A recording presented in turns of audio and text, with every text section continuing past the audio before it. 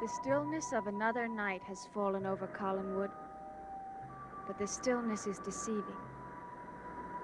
For in the old house on the Collinwood estate, a strange alliance has been formed, an alliance between the living and the dead.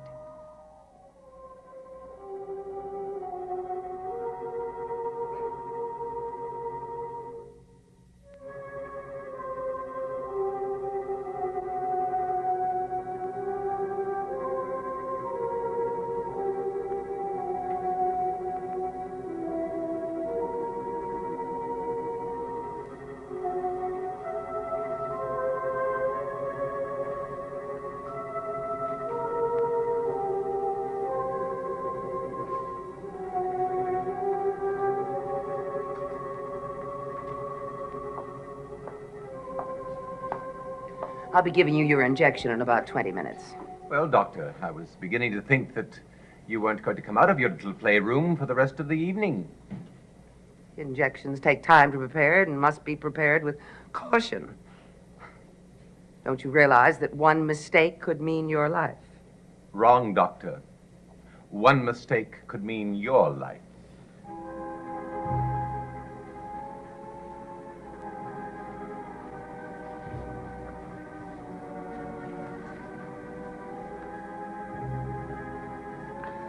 You haven't put that album down all evening. It isn't as though you hadn't seen it before. I like looking at the family album. Especially this last few weeks, I've particularly liked and been fascinated by the portrait of Jeremiah Collins. Why? Because he bears an uncanny resemblance to Burke Develin. I loathe the sight of both men. And now, if only Burke Develin could be as dead as Jeremiah Collins, I think I'd be a most contented man.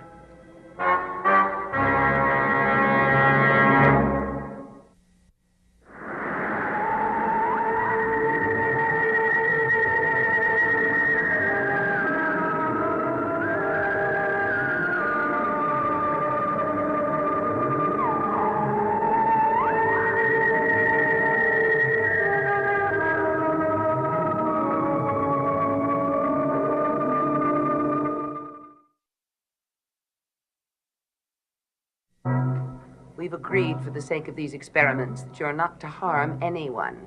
That includes Mr. Develin. The risk would be too great. I merely wished he were dead. I didn't say that I was actually going to kill him. But you'd like to, wouldn't you? I'd relish the opportunity.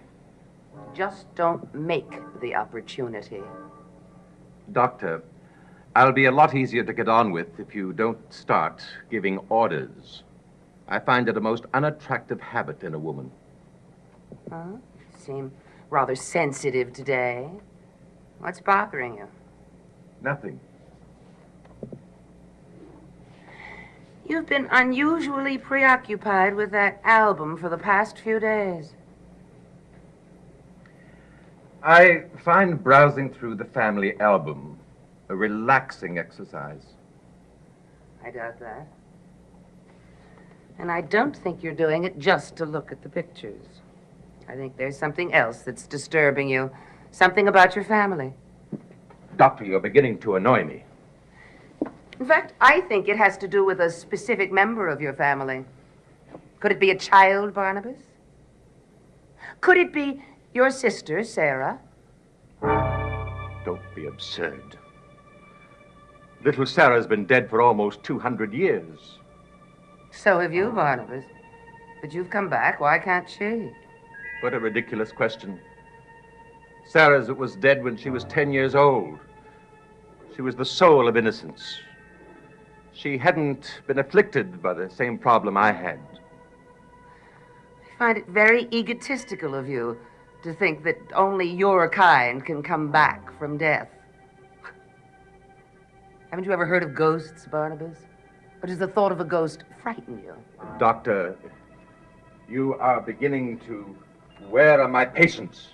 On the contrary, you're wearing on mine. The first experiments the few days ago were very successful. The initial injection created a dramatic change in the structure of your blood cells. But there's some emotional disturbance that you've been having that's been very detrimental to our experiments. I haven't the vaguest idea what you're talking about. I am talking about the possibility of the failure of these experiments. Oh, now, neither of us are fools, Barnabas. We both know that there's been talk of a little girl having been seen in these woods. There was a little girl that helped Maggie to escape from you. The description of this little girl could very well be your sister, Sarah. Now, if Sarah has indeed returned, we must find her before she destroys our plans. There's no if about it. She has come back. How do you know that? Because she made contact with me the other evening. How? What difference does it make? What matters is that she's here.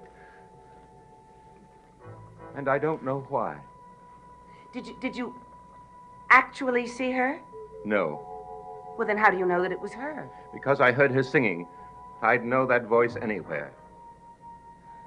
Where were you when you heard her singing? Never mind. Where were you, Barnabas? It doesn't matter where I was. The important thing is that I heard her, that's all. Oh. I think where you were might very well have something to do with why Sarah tried to contact you. Where were you, Barnabas? In Maggie Evans' room. I went to visit her to make certain that she knew as little as you said she did. Maggie's room. You couldn't take my word for it. Frankly, no. I had to convince myself that Maggie Evans was no longer a threat to me. I discovered that I had good reason to. Do you mean to say that Sarah actually stopped you from killing Maggie? I told you. I heard the song that she used to sing, and I began looking for her. Well, why didn't you kill Maggie first and then look for her? I don't know. I think you do. Doctor, it's time for the injection. The injection can wait. I want to know why a little girl of 10 can make you react this way. What special powers has little Sarah? I don't think you'd understand, Doctor. Try me. Sarah was an exquisite child. She was the sum of everything that made living on this earth worthwhile. Her innocence, her simple beauty elevated her. And the holiness of her heart's affections were pure and gentle. I loved her in a way that I loved no other human being. But I don't understand what's happening now. By what process has she come back? And why? Has it occurred to you that perhaps it was you who brought her back? It's ridiculous. It isn't as ridiculous as it sounds. It's altogether possible that you could have willed her to come back. Unconsciously, of course. But why? Maybe because she symbolizes that side of yourself that you've lost. I wish I were able to see her and talk to her. I think we ought to think of ways of making that possibility come true. Well, we can go downstairs now. It's time to give you that injection.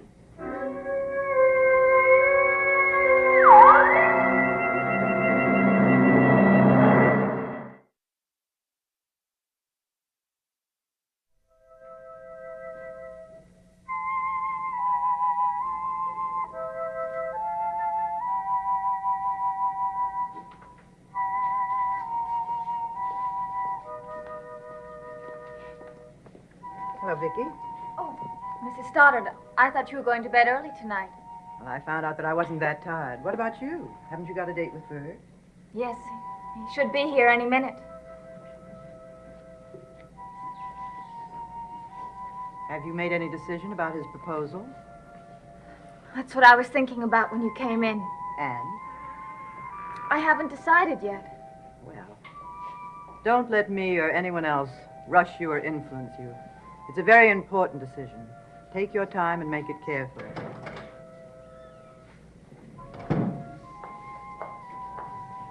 Oh, good evening, Mrs. Stoddard. Good evening, Miss Hoffman. You must be very dedicated to your work. Why do you say that? Well, you devote every day to it and most of your evenings. Oh, I think your cousin Barnabas is partly responsible for that. The man's knowledge of the past is endless and fascinating. Once I start talking to him, I find it difficult to stop. Hello, Miss Hoffman. Hello. If you'll excuse me, Burke should be here any minute, and I promised him I'd meet him out on the terrace. Oh. We may see you later. Barnabas is going to come by and take me into Collinsport. Oh, well, I hope I do see you. Good night. Good night. Good night.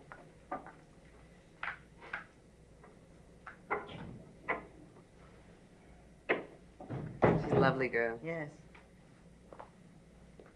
Well, Miss Hoffman, I'm interested in knowing what kind of progress you're making with your research.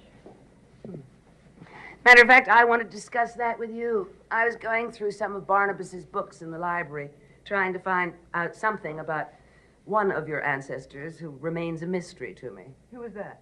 Sarah Collins. Can you tell me anything about her? Well, I'm afraid I can't. I know that Sarah died when she was a little girl, but that's about all. Well, there may be something in the main library here at the house. Why is Sarah's life so important to your research? Oh, it isn't all that vital. We historians sometimes tend to get sidetracked by some curiosity about unimportant things. I'm glad we're having this talk, Miss Hoffman. We've never really discussed your work in detail, and I'm interested in knowing more about it. Well, I think you might find it easier to understand if you were to read the book. Of course, you will be the first person to read it before it's published. Well, I look forward to that. What other books have you written? Oh, my books have mainly been of interest to scholars. I don't think you'd ever have heard of them. Miss Hoffman, I didn't leave Collinwood for 18 years. In that time, I did a great deal of reading. I might surprise you. You already have. I must confess that I'd heard you were something of a recluse. I certainly was not prepared for the generous and gracious person that you are. Thank you. Those 18 years must have been a great emotional drain. Yes, they were. But you survived, and you've made a new life for yourself, and I think that's admirable. If you're as nimble with the written word as you are with the spoken word, Miss Hoffman, you must be a very interesting writer. Why do you say that? Well, when we started this conversation, you were the subject. And abruptly, I became the subject. I find that very interesting.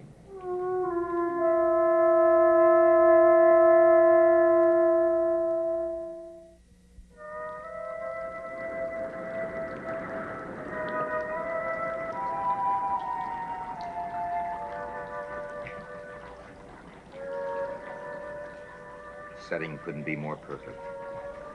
Warm summer evening, terrace overlooking garden, sky full of moonlight, and a man and woman in love. And you, Mr. Devlin, are late. I'm sorry. I got hung up in town with Blair. Is there any time, day or night, when you won't work? I think this is something I should know before I give you my answer. Well, I've never been a 9-to-5 guy. If I had to live the same routine day in and day out, I'd go stir crazy. But isn't every marriage supposed to settle down into some sort of a routine? Oh, yes, but the routine depends on the two people involved. Now, I'll admit you'll find me an unpredictable character, occasionally temperamental, sometimes maybe even a little unreasonable. You But I sound can as... promise you one thing. You'll never be bored with me. There won't be one dull moment in our lives. You sound as though you have my mind all made up for me. Well, I'm a little impatient when it comes to waiting for anything. A habit I developed in business. Well, what sort of business did you have to see Mr. Blair about at this hour? Oh, nothing earth-shaking. He was just getting some information for me from London. Information about what? Hey, we're getting off the subject, aren't we? Which was supposed to be you and me, remember? Huh? But, Burke, do you realize how little I know about you? All I know is how I feel about you. But I don't really know you. What you've done, where you've been, or how you got to where you are today. It isn't really necessary to know all those things. But I think it is. I think that I should know everything about the man who's asked me to marry him. Vicki, I didn't propose to you so that we might be able to go back and discover the past together. I can offer you love, and as much security as any woman could want, and I hope as much happiness. But I can only do it in terms of the future, not the past. The past has already been lived. There's nothing we can do to change it, so let's forget it, shall we? Oh, look, I'm sorry. I'm sorry if I'm rushing you. Of course, you have a perfect right to take all the time you think you need.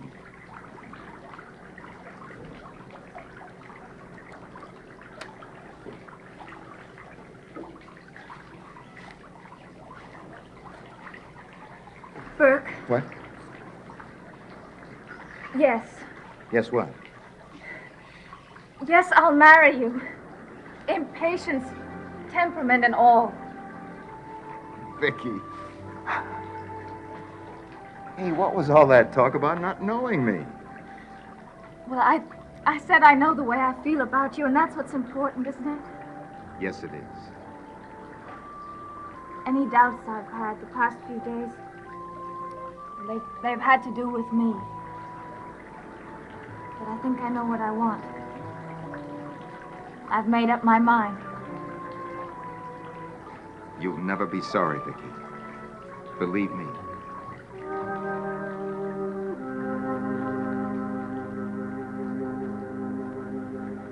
Good evening, Elizabeth. How are you, Barnabas? Well, thanks to Miss Hoffman, I've never felt better. Miss Hoffman?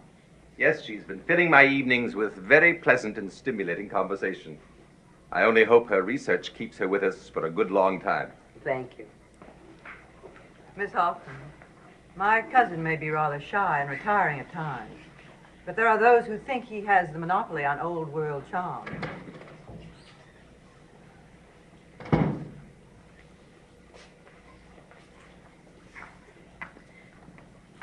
Mrs. Stoddard, I have something I want to tell you. What is it, Vicki? Oh, would you like to be alone with Mrs. Stoddard? No, I want everybody to hear. Burke and I are going to be married. Vicki, that's wonderful. I couldn't be happier for you.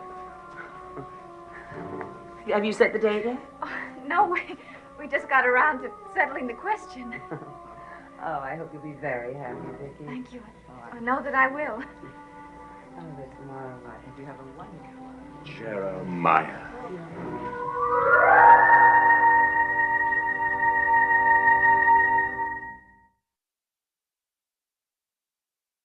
Man. Oh. Congratulations, Burke. I think you're both very lucky. Thank you, Liz. Barnabas, you haven't said a word.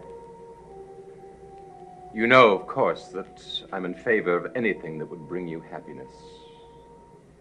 I know. And I do appreciate it. Well, now, I trust that you'll excuse me. I promised Miss Hoffman that I would take her into town, and it is getting late. Of course. Good night, Vicki. Congratulations, Mr. Devlin. Thank you. Good night, Mrs. Stoddard. Good night, Miss Hoffman. Good night, Vicki. Good night, Elizabeth. Barnabas. Mr. Devlin. Good night.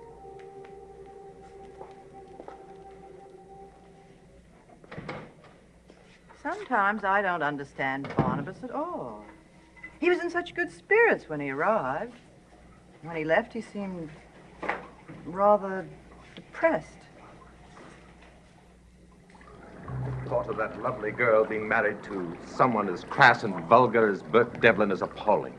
She's in love with him. Don't you understand that? It's not a question of understanding. I don't believe it. Well, don't delude yourself. Doctor, how much longer will our experiments take? And what are the chances of complete success? Well, just a few more weeks. And the chances of success depend completely upon your cooperation. Very well, then. You have my complete cooperation. What brought this on? When you are successful, I will then turn my attention towards bringing Vicki to the kind of love that Burke Develin could never give her. And the marriage that was just announced will never take place.